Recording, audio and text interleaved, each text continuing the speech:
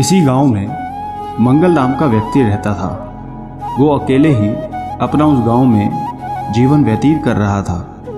वो प्रतिदिन जंगल अपनी बैलगाड़ी लेकर जाता और खूब सारी लकड़ी काट कर लेकर आता और शहर में उन्हें ले जाकर बेच देता, जिससे उसे कुछ पैसे मिल जाते और उसी से वो अपने जीवन का निर्वाह करता था।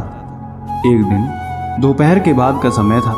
मंगल बैलगाड़ी पर लकड़ियां लेकर शहर की ओर जा रहा था।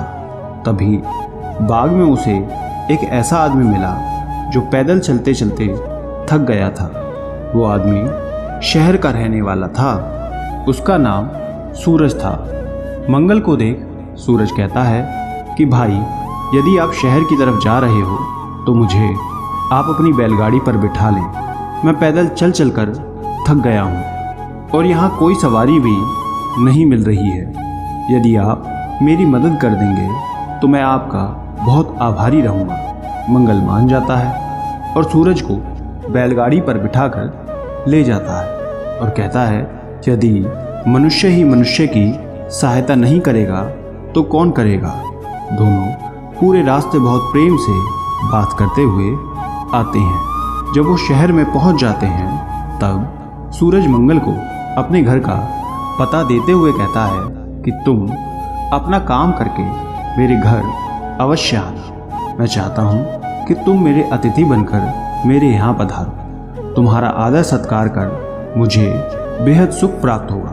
मंगल सूरज की बात सुनकर उससे कहता है कि मैं जरूर आऊँगा और सूरज अपने घर की ओर निकल जाता है। अपने घर पहुंचकर सूरज बड़े ही उत्साहपूर्वक मंगल की राह देखने लगता है। मंगल जब लकड़ियां बेचकर वहां पे आता है तो संध्या होने के बाद वो सूरज के घर के लिए निकल जाता है। जैसे ही मंगल सूरज के घर पहुंचता है वो उसे देख बहुत प्रसन्न हो जाता है और बड़े ही आदर से उसका स्वागत करता है। उसे अच्छा से अच्छा खाना खिलाता है और उसके सोने का सुंदर प्रबंध करता है। रात में दोनों देर तक आपस में बातचीत करते रहे।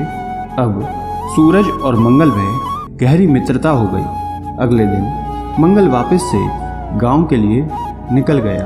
अब मंगल जब भी गांव जाता सूरज से मिलने अवश्य जाता और उसके ही घर रहा करता। एक बार मंगल शहर गया हुआ था। उस दिन पूर्णिमा की रात थी। मंगल लकड़ियां बेचने के बाद सूरज के घर के लिए निकल जाता है और उससे मिल वहीं रुक जाता है। करीब रात के 9 बज रहे थे। आकाश में पूर्णिमा का चंद्रमा हंस रहा था। धरती पर चांदनी चारों ओर दूध की धारा की तरह बह रही थी। पेड़ पौधे उस धारा में नहाकर सफेद से हो गए थे। सूरज मंगल को अपने साथ ले जाता है और उससे कहता है कि आज मैं तुम्हें एक ऐसा दृश्य दिखाऊंगा जो तुमने आज तक नहीं देखा होगा, उसके बारे में सोचा तक नहीं होगा। वो दृश्य इतना सुंदर है। और इतना कहकर मंगल को जल्दी से अपने साथ ले जाता है। सूरज की बात सुन मंगल उससे पूछता है कि लेकिन तुम मुझे ऐसा क्या विशेष दिखाने वाले हो, बताओ तो सही। सूरज मंगल से कहता है कि यदि तुमने ये दृश्य देख लिया तो हैरान हो जाओगे। मेरे नगर में राजा का एक प्रधान खजांची रहता है। उसका सिद्धांत है खाना पीना और आनंद से रहना। उसका कहना है कि एक दिन मनुष्य को सब कुछ छोड़कर जाना पड़ता है, अतः संग्रह से कोई लाभ नहीं। मनुष्य को अपने जीवन में ही अपनी उपार्जित वस्तुओं का उपभोग कर लेना चाहिए। ये खजांची रोज बड़े ही ठाट बाट से भोजन करता है, परंतु पूर्णिमा की रात कुछ अलग होता है। उस रात वो कुछ इस तरह भोजन करता है कि वो दृश्य देखने योग्य होता है। उस खजांची का भोजन सोने के बर्तन में परोसा जाता है। उसका सारा भोजन सोने के बर्तन में ही बनता है। यहाँ तक कि वो जिस चटाई पर बैठकर भोजन करता है वो भी सोने का ही है। वो खजांची पीले रंग के वस्त्र को धारण करता है और सोने के अमूल्य आभूषणों को पहनता है। यहाँ तक कि उसके सभी नौकर चाकर भी पीले वस्त्र और सोने के आभूषण धारण किए रहते हैं। इस चांदनी रात में खजांची के घर एक ऐसी स्वर्ण आभा बिखरी रहती है कि मनुष्य का मन ही नहीं, देवताओं का मन भी ललक उठता होगा, लालच से भर उठता होगा। नगर के बड़े अमीर भी उस अनुपम दृश्य को देखने के लिए वहां इकट्ठे होते हैं। सूरज की ये बात सुन अब मंगल का भी इस दृश्य को देखने का मन करने लगता है और वो जल्दी जल्दी सूरज के साथ खजांची के भोजन का वो दृश्य देखने के लिए उसके घर पहुंच जाता है। जब वो वहां पे पहुंच जाता है तो देखता है कि वहां पहले से मेला लगा हुआ था। दूसरी तरफ खजांची पीले वस्त्र और सोने के आभूषण को पहन भोजन के करने के लिए सोने की चटाई पर बैठ जाता है और उसके आगे सोने के पात्रों में तरह तरह के व्यंजन परोसे गए हैं। ये सब दृश्य को देख मंगल अपने मन को वश में नहीं कर पाता है। वो धीरे से सूरज से कहता है कि ये तो सच में अद्भुत दृश्य है। मैंने आज तक ऐसा दृश्य कभी कल्पना में भी नहीं सोचा था। देखना तो दूर की बात है, काश मैं भी एक दिन ऐसे ही ढंग से इसी तरह से भोजन करता। पर क्या कभी ये संभव हो सकता है? नहीं, इस गरीब के जीवन में ये कभी नहीं हो सकता। जब मंगल ये बात धीरे से सूरज से कहता है तब खजांची ये बात सुन लेता है। वो दृष्टि उठाकर मंगल की तरफ देखता है। उसे मंगल के मुख पर कुछ अनूठापन सा दिखाई पड़ा। उसे लगा कि इस मनुष्य के शरीर के भीतर कोई चमत्कार है। कुछ समय बाद जब खजांची भोजन कर लेता है तब वो मंगल को अपने पास बुलाता है और उसकी ओर ध्यान से देखने लगता है और मंगल से कहता है कि मैं जानता हूँ कि तुम मेरी तरह ही पूर्णिमा की रात भोजन करना चाहते हो। ये सुन मंगल हैरान हो जाता है कि उसे ये बात कैसे पता चली। खजांची कहता है कि यूँ हैरान मत हो, मैंने तुम्हारी बात सुन ली थी। यदि तुम मेरी तरह भोजन करना चाहते हो तो उसके लिए तुम्हें काफ़ी कठोर तपस्या करनी होगी। क्या तुम ये कर पाओगे?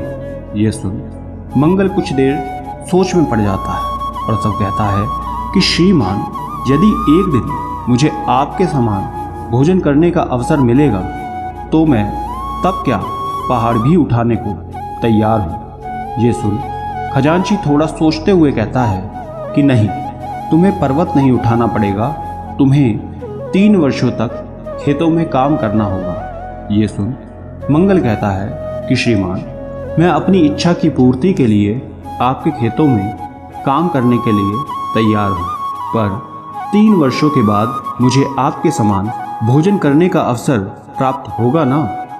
मंगल की बात सुन उस खजांची ने दृढ़तापूर्वक उससे कहा कि अवश्य प्राप्त होगा।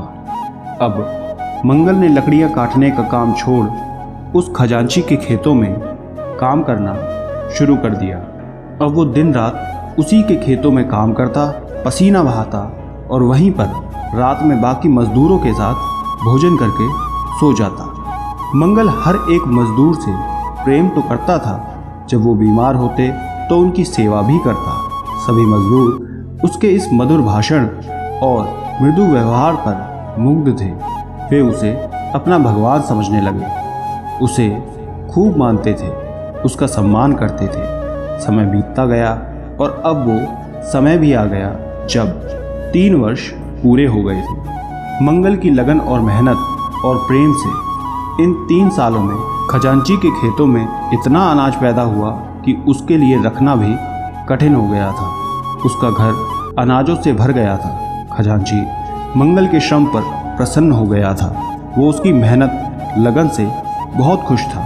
ये सब देख उसके मन में विचार आने लगता है कि ये मनुष्य साधारण मनुष्य नहीं है, अलौकिक है, कोई चमत्कारिक है। जब पूरे 3 वर्ष बीत जाने के बाद मंगल पुनः खजांची के सामने उपस्थित होता है, तब खजांची बड़े ही प्रेम और विनम्रता के साथ मंगल से कहता है कि मैं तुम्हारी इस मेहनत पर बहुत ज़्यादा प्रसन्न हूँ। अब से लेकर मैं पूरे 1 दिन तक तुम्हें अपने भवन का मालिक घोषित करता हूँ। तुम्हारा जो मन करे उस हिसाब से सब करना, जो पहनना हो, खाना हो, जैसे रहना हो, ये सब तुम्हें पूरी आज़ादी है। ये सुन मंगल खजांची से कहता है कि मालिक, मैं आपके भवन का मालिक नहीं बनना चाहता। मुझे तो बस आपके समान एक दिन के लिए भोजन करना है। मेरी इतनी सी इच्छा है। ये सुन खजांची मंगल से कहता है कि पर तुमने जिस लगन और मेहनत से काम किया है उसे देखते हुए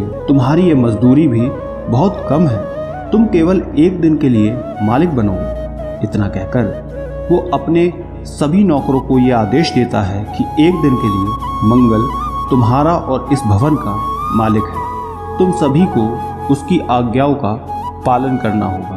तुम लोगों को उसी तरह करना होगा जिस तरह मेरी आज्ञाओं का तुम पालन करते हो। भवन का मालिक बनने पर मंगल किम कर्तव्य विमूढ़ हो गया। वो समझ ही नहीं पा रहा था कि उसे क्या करना चाहिए और क्या नहीं करना चाहिए। बस उसे एक ही बात याद थी कि कल पूर्णिमा की रात है। मैं खजांची के समान ही भोजन करूँगा। मेरी इच्छा पूरी होगी, मेरा जीवन धन्य बनेगा। अगले दिन पूर्णिमा की रात थी। उसी दिन चांदनी खिली हुई थी। मंगल खजांची के समान ही पूरी तरह सज धज के आता है और उस सोने की चटाई पर बैठ जाता है। उसके आगे सोने के बने पात्रों में कई तरह के व्यंजन रखे हुए थे। ये सब देख वो बहुत खुश था। उसी तरह पीले रंग के वस्त्र पहन, सोने के आभूषण पहनकर तैयार था। उसने कभी ये सब सोचा भी नहीं होगा। वो जैसे ही भोजन ग्रहण करने जाता है उसे एक बौद्ध भिक्षु दिख जाता है। उस बौद्ध भिक्षु ने मंगल की तरफ देखा और कहा, बुद्धम शरणम गच्छामि। उस बौद्ध भिक्षु के ये शब्द मंगल के सीधे हृदय में उतर जाते हैं। उसके हृदय के भीतर दिव्य प्रकाश सा दिखने लगता है। उसे ऐसा महसूस होने लगता है जैसे सारा ब्रह्मांड उसके भीतर समाविष्ट हो गया। सारा ब्रह्मांड उसके भीतर है और सारे प्राणी भी। एक ही क्षण में मंगल का पूरा हृदय परिवर्तन हो जाता है। वो बिना किसी मोह के अपना भोजन भिक्षु को दान कर देता है। ये देख वहीं बैठा खजांची बहुत ही आश्चर्यचकित हो उठता है। वो बड़े ही आश्चर्य से उससे पूछता है कि मंगल, ये सब क्या है? तुमने ये सब क्या किया और क्यों? जिस भोजन के लिए तुमने पिछले 3 वर्षों से इतना परिश्रम किया, कठिन तप किया, आज जब वो भोजन तुम्हें मिला तो तुमने बिना कुछ सोचे समझे उस बौद्ध भिक्षु को दान कर दिया। ऐसा करने के पीछे का कारण क्या है? तब मंगल उस खजांची की तरफ देखकर कहता है कि मैंने जो कुछ भी किया वो ठीक किया श्रीमान। जो मैं हूँ वही वो बौद्ध भिक्षु भी है। मैंने भोजन किया या बौद्ध भिक्षु ने, एक ही बात है, कोई फर्क नहीं है। हम सब एक समान हैं। मंगल की बात सुन खजांची एकदम मुग्ध हो जाता है। वो कहता है कि आज से मैं तुम्हें सदा के लिए अपने घर का मालिक बनाता हूँ। परंतु मंगल ने ये मालिकाना हक भी उस बौद्ध भिक्षु को दान में दे दिया। जब मंगल के इस दान की खबर राजा तक पहुँची तब वो मंगल के त्याग और सुंदर वचनों से प्रसन्न होकर उसे अपना पूरा राज्य दे देने की घोषणा करता है। लेकिन मंगल ने वो भी ना रखकर वो भी उस बौद्ध भिक्षु को दान में दे दिया। ये सब देखकर वो बौद्ध भिक्षु मुस्कुराने लगता है और कहता है कि इस मनुष्य की मेहनत और लगन पर प्रसन्न होकर महात्मा बुद्ध ने इसे अपनी शरण में ले लिया है। और जो प्राणी भगवान बुद्ध की शरण में जाता है उसे ब्रह्मांड का राज्य भी तुच्छ होता है। उसके लिए ये सब कुछ मायने नहीं रखता और ना उसका इन सब में कोई मोह होता है। मंगल के त्याग का प्रभाव खजांची और राजा के मन पर काफ़ी प्रभाव छोड़ता है और तब वो दोनों भी सब कुछ त्याग देने का मन बनाते हैं और अपना सब कुछ छोड़कर बौद्ध भिक्षु बन जाते हैं और धर्म संघ में सम्मिलित हो जाते हैं। दोस्तों, इस बौद्ध कथा से हमें ये शिक्षा मिलती है कि एक मनुष्य को दूसरे मनुष्य की सहायता अवश्य करनी चाहिए, क्योंकि वो अपने श्रम और लगन की दृढ़ता से अपनी मंजिल पर आसानी से पहुंच जाता है। श्रम, सेवा और त्याग ही मनुष्य का सबसे बड़ा गुण है, क्योंकि मेहनती और प्रेमी निष्ठ मनुष्य को परमात्मा की आशीष अवश्य मिलती है, परंतु आज के समय में मनुष्य के भीतर प्रेम कम और घृणा अधिक बढ़ती जा रही है, जो कि मानवता के विरुद्ध है। बहुत कम ही ऐसे लोग होते हैं जो स्वयं भूखे रहकर दूसरे को